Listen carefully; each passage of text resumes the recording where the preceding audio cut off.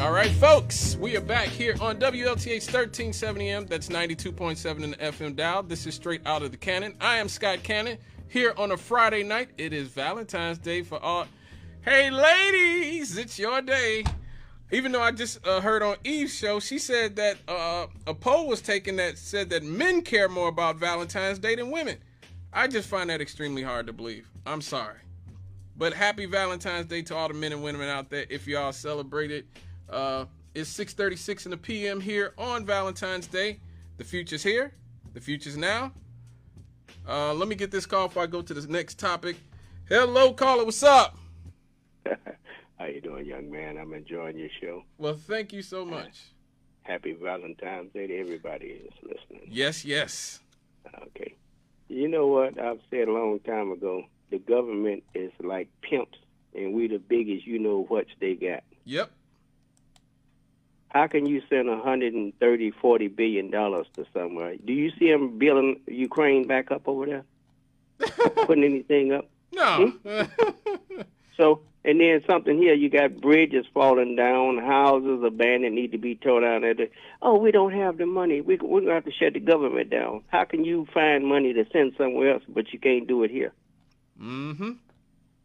And all this AI. Yep. AI work. It don't take sick days. It don't need no vacation. It don't be late. It don't mind staying over.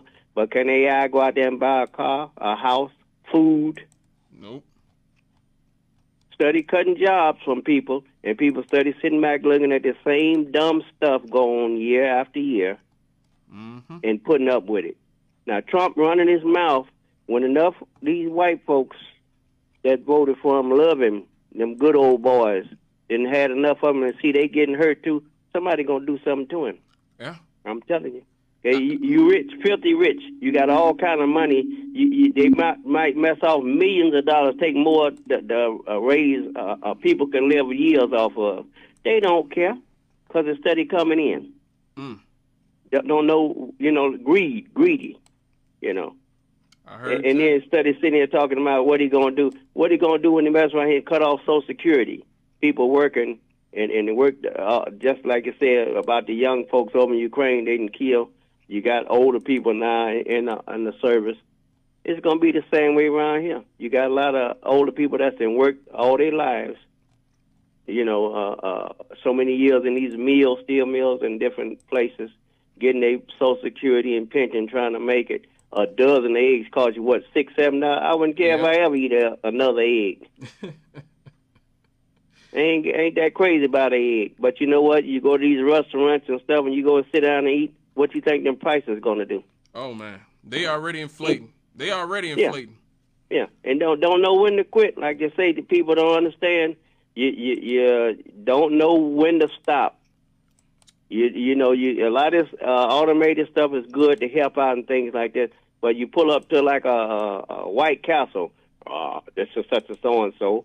When you're ready to go with your order, go ahead and say, okay. You're talking to automation, And where is it going to stop? When is it going to stop? Because obviously the government, like I say, President Trump, as they call him, Donald Duck, and he got this other nut that's the richest man in the world. He got money. He don't care. He don't care. Right. So what are you going to do? We're going to be going through this stuff. I'm going on 70 years old, and hey, it's going to continue. They're going to mess around here. And like they say, making these robots and all this automated stuff. Don't say to look up one day and this stuff been and took over. Oh, yeah. All right, my man. Thank you for your call. Thank you for your call. I always like to hear what you have to say. He's right. I said I felt like regardless of who got elected, Joe Biden or Donald Trump, I did not feel like whoever got elected would live through this term. And so I would not be surprised if Trump messed around and died or somebody did something to him while he was in office. I don't think that I didn't think him or Biden would live to see the end of their second term. And I still sort of am leaning toward that, especially considering how supposedly horrific Donald Trump's diet is. Supposedly, Donald Trump eats like a complete slob. He eats McDonald's and KFC and all that nonsense. I don't see how he's going to live through 4 years of this. I just don't see it. So, you know, but hey, stay tuned. But something else that Donald Trump seemed to be getting into now is South Africa. All of a sudden, South Africa is everywhere. Why does Donald Trump all of a sudden care about South Africa? Anybody want to tell me? Could it be because a certain billionaire that spent $250 million helping to get him reelected comes from South Africa? Could that be it? I don't know. Maybe. But Trump came out this week and said that he was planning to cut the funding to South Africa over their new land law. He has said that he will cut funding to South Africa and launched an investigation into the country's policies, claiming that a massive human rights violation against white people is happening all over a new land expropriation law. Now imagine the unmitigated gall that you have to say that white people are being discriminated against in South Africa, the home of apartheid. But let's get back to the story. Trump said that he has made the pledge to stop all future funding on his Truth Social platform, writing that South Africa is confiscated land and treating certain classes of people very badly. Well, he's not wrong. South Africa is indeed confiscated land. It is confiscated land, all right. It's just maybe not from the white people. In South Africa, Trump wrote, a massive human rights violation at a minimum is happening for all to see. Again, I think he's correct about that. I just think we may disagree on who the people are that are having the massive human rights violations committed against them. The United States won't stand for it. We will act. Also, I will be cutting off all future funding to South Africa until a full investigation of this situation has been completed. The South African government said that the Trump administration needed to have a better understanding of their new law, which is meant to help redress the economic impact of decades of white minority rule in South Africa under the apartheid regime, which ended in 1994. South African President Cyril Ramaphosa said in a statement that the South African government has not confiscated any land. So what is this law about? The law basically allows the South African government to expropriate land from private parties if it's in the public interest, and allows for expropriation without compensation, but only if negotiations for a reasonable settlement have failed. The government has said. The government has defended this law as targeting unused land and says that private property rights are protected. It does not allow land to be taken arbitrarily. The South African government has denied Donald Trump's allegations that it will target landowners of South Africa's white minority Afrikaner group who are descended from the Dutch and other European colonizers who only have been there for about 300 years. The law has raised concern among certain groups, namely the Afrikaners in South Africa, who make up many of the country's farming communities and own a large number of commercial farms. Some of these Afrikaners have traveled to the United States in recent years to raise attention to the law while it was still a bill under consideration. Trump's decision to punish South Africa has come with some false statements, though. Big surprise. He said that the land was being confiscated when there have been no confiscations, including to the main farmers union. Trump also said that the South African government was allowing violent attacks on white farming communities, which is another claim that has been made by conservative commentators in the United States and elsewhere for years, and was most recently amplified by the apartheid Nepo baby who bought our government, Elon Musk. Now, although some white farmers have been killed, the government has condemned the killings, and they form a very small percentage of South Africa's high violent crime rates across the board. Experts say there are no concerted attacks on white farmers. Trump's executive order targeting assistance to Africa's most advanced economy was only partly about this land law. Now, listen to this. Now we're getting to the real crux of the situation. His order also says that South Africa is taking an anti-America stance in its foreign policy by accusing U.S. ally of the ally of Israel of genocide in Gaza. So there you have it. South Africa said, look, Israel is committing a genocide in Gaza. They are an apartheid state. We know what apartheid looks like because we actually lived under it. And now Donald Trump is taking this as an opportunity to get revenge on South Africa because he is basically Israel's, beep. I can't say what I'm thinking. They've also criticized South Africa's ties to Russia. So now the Trump administration is criticizing their ties to Russia, China, Iran, and also accused it of supporting Palestinian militant group Hamas. So this is what this is really about. Okay. Trump is mad because South Africa made probably the most compelling case that Israel was an apartheid state, because South Africa literally was an apartheid state, and they know what apartheid looks like. And they also know what genocide looks like, considering that the Afrikaners spent hundreds of years committing genocides against the legacy black South Africans. Now, imagine accusing South Africa of confiscating land and treating people badly while you're funding literally Israel. You're literally funding Israel, a state that the entire world has condemned for confiscating land that did not belong to them and committing genocide. The hypocrisy is stunning, especially from somebody like Elon Musk, but it is not surprising.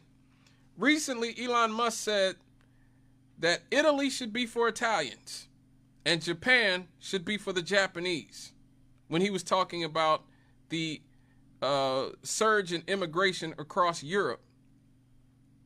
But somehow, when South Africans say that Africa should be for Africans, oh no, we can't have that.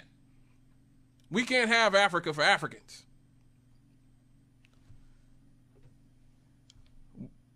The Japanese are allowed to have their land. The Italians are allowed to have their land, but Africans have to allow white people to take and own all their land. I guess that is. But this isn't surprising from Elon Musk. His grandfather was a man named Joshua Haldeman. This was his mom's father, Joshua Haldeman. They were from Canada. Elon Musk's grandfather, Joshua Haldeman, and this comes from Elon's brother, Errol Musk. He said that their grandfather was a Nazi sympathizer. I know, big surprise, right? Joshua Haldeman was so racist that he had to leave Canada. He left Canada for South Africa. And that is why Elon and Errol and all these people grew up in South Africa, and why his mom ended up in South Africa. His grandfather, Joshua Haldeman, was quoted as saying that apartheid South Africa was leading the white Christian civilization against the international conspiracy of Jewish bankers and the hordes of colored people that he claimed they controlled. Yeah. That's Elon Musk's grandfather.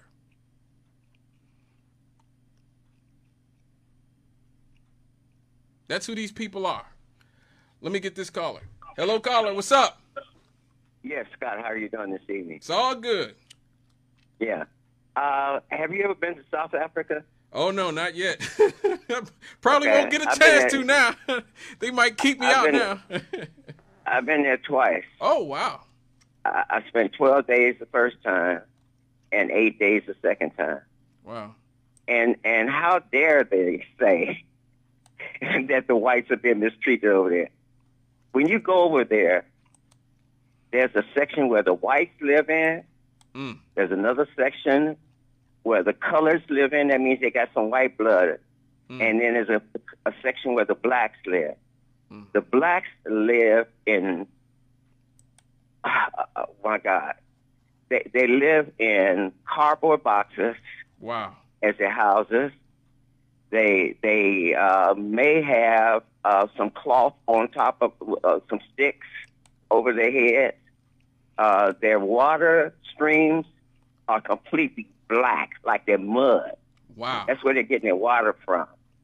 The kids' bellies are big. They have all kinds of disease. They have children-ran households where there may be an 11-year-old over an 8-year-old, a 3-year-old, and a 2-year-old. Wow. And they have people, missionaries that are feeding them rice and beans. And, they line up in lines, and they're not even washing the pans and the aluminum foil trays like we use for our TV dinners. They got those kinds of things, and they're just washing them in water. They don't have any kind of detergent, whatever. And the ladies who are serving are washing them with their hands, in the water. And the first time I went, by the 10th day, I was crying. Wow. I mean, I just it was depressing me, but it really got to me the 10th day. I started crying. I mean, it's just that bad. And how dare them talking about the whites, even though, and my thoughts was, okay, apartheid is over, but I don't see any differences. And I hadn't been over there before, but I can imagine, how could it be worse for the blacks? How could it be worse? Yeah. And if you go to the whites, they got all these, they don't want the blacks getting to them. And so they have all these tall fences with barbed wire at the top so they can't get to them. The same thing is with the colored areas. And then you go where the black areas. I mean, it's depressing. Wow. And then you're talking about Trump being a dichotomy. He's supporting Russia against Ukraine, but fighting Russia in South Africa. Something's wrong with that man. I mean,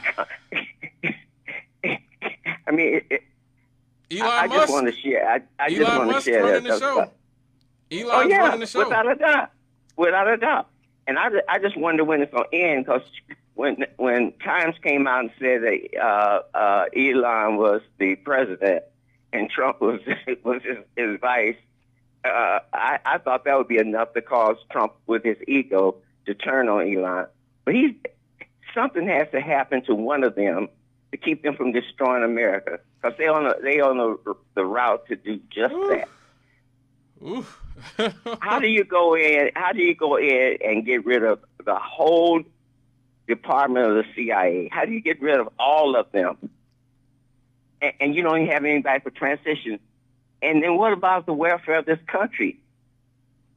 The CIA is our ears and our eyes around the world. They're putting us in jeopardy, but they don't care. It's the love of money that's going to destroy this country. Wow. Well, thank you for your call. Okay, thank you. Bye. It's all good. Well, I'm not going to cry for the CIA, but I get what you're saying. I definitely get where he's coming from. Wow, I did not. I mean, you always know it's bad in places like South Africa. You get it, you understand it, you hear about it, but to hear it from somebody who's actually been there and has seen the degraded living conditions of black people in their land, Elon Musk said, Italy for Italians, Japan for the Japanese. But it can't be Africa for the Africans. That's hypocrisy, but not a surprising hypocrisy. This is what white supremacy has always been about. You know, what's mine is mine. What's yours is mine. That is the mentality of colonialism. And that is why we have to support brothers like Ibrahim Traore in Burkina Faso and all those brothers in the Sahel region who are running these West African countries, who are kicking the Europeans out, kicking America out, kicking France out, kicking these people out. They actually will create Africa for Africans. They got rid of Gaddafi, but they didn't get rid of the spirit of people like Thomas Sankara and Patrice Lumumba. And so those people are ones to watch. We'll be right back after these with Happy Happies. So stick around, folks. Valentine's Day.